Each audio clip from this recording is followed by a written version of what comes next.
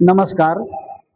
आज या ठिकाणी क्रांतीसूर्य महात्मा ज्योतिराव फुले व विश्वरत्न भारतीय घटनेशिल्पकार महामानव डॉक्टर बाबासाहेब आंबेडकर यांच्या जयंतीच्या निमित्ताने आम्ही अशी भव्य अशा राष्ट्रीय रांगोळी स्पर्धेचं आयोजन या ठिकाणी आंबेरा कला क्रीडा व सांस्कृतिक मंडळ व भीमशक्ती ग्रुपच्या माध्यमातून या ठिकाणी आम्ही आयोजित केले आहे।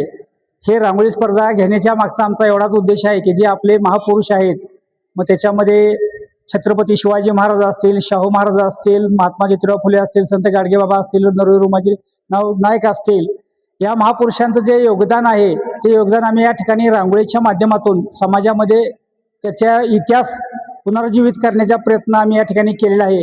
या ठिकाणी ज्या आपण रांगोळ्या पाहत आहात, ह्या रांगोळ्या सगळ्या बोलक्या आहेत। या ठिकाणी एक तारेकर मॅडमनी काढलेली रांगोळी आहे ती अतिशय बोलकी रांगोळी आहे। त्याच्यामध्ये शाळा, संविधान, विधान भवन, न्याय आणि सर्व जाती धर्म अशा पद्धतीचं एका बाजूला चित्र आहे, त्याच बाजूला झाडाला हिरवीगार पालवी आलेली आहे, त्याच्या खाली शाळा आहे आणि त्या पिंजऱ्यामधून पक्षी बाहेर पडलेला आहे। जर आपण ह्या महामानवाने आपल्याला जे दिलेले मार्ग आहे त्या मार्गावर जर आपण चाललो तर त्या ह्याच्यामुळे त्या पक्षासारखं आपण आझाद राहू शकू, एवढंच त्या ह्यात आहे। त्याच दुसरी बाजू त्यांनी मांडलेली आहे, जर आपण सिगरेट, गुटखा, जी काही व्यसनं आहे त्या व्यसनाच्या आहारी गेलो तर त्या व्यसनाच्या आहारी गेल्यामुळे काय होणार आहे, आपलं आयुष्य नष्ट होणार आहे। त्या वटवृक्षाप्रमाणे आपलं आयुष्य होऊन जे फेसबुक, यूट्यूब वगैरे त्या पिंजऱ्यामध्ये आपण त्या कैद झालेलो आहोत आणि ह्या मार्गातून गेलो तर आपल्याला शेवटचा मार्ग तो मशानभूमी आहे। अशा पद्धतीने त्या रांगोळीतून चित्र केलेलं आहे। संत गाडगे महाराजांचं जो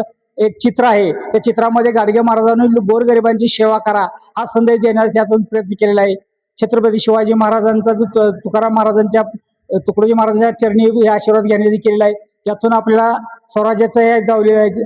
सावित्रीमाई फुले यांची एक शाळा मुलींना शिकवता येते एक रांगोळी आहे, अतिशय बोलकी रांगोळी आहे की ज्या सावित्रीमाईने आपल्याला शिक्षणाचं मुलींमध्ये रुजवलं ते एक चित्र रांगोळीमध्ये आहे। त्याचबरोबर महामानव डॉक्टर बाबासाहेब आंबेडकर यांना वर्गाच्या बाहेर बसून शिकावं लागलं होतं, ती एक अतिशय सुंदर आणि छानपैकी रांगोळी आहे।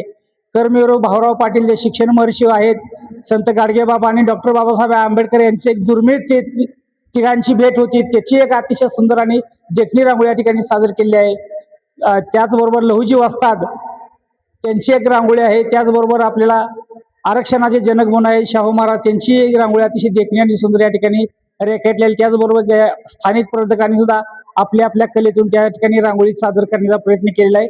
या माध्यमातून आम्हाला एवढंच म्हणायचं आहे की ही कलाही जिवंत राहिली पाहिजे आणि आपल्या महापुरुषांचा इतिहास आणि संस्कृती त्या रांगोळीच्या माध्यमातून लोकांपर्यंत पोहोचावी आणि ह्या प्रदर्शनाला आपण सर्वांनी भेट देऊन त्या कलाकारांनी ज्या रांगोळ्या काढल्या त्यांना वाहवा द्यावी किंवा त्यांना दाद द्यावी आणि या ठिकाणी हे प्रदर्शन दिनांक 16 तारखेपर्यंत लोकांना पाहता येणार आहे। सकाळी 9 ते रात्रीच्या 9 पर्यंत बचतधाम आटपाडी हे उघडं राहणार आहे स्पर्धेसाठी। आपण सर्वांनी याला भेट द्यावी एवढीच या ठिकाणी विनंती करतो। नमस्कार।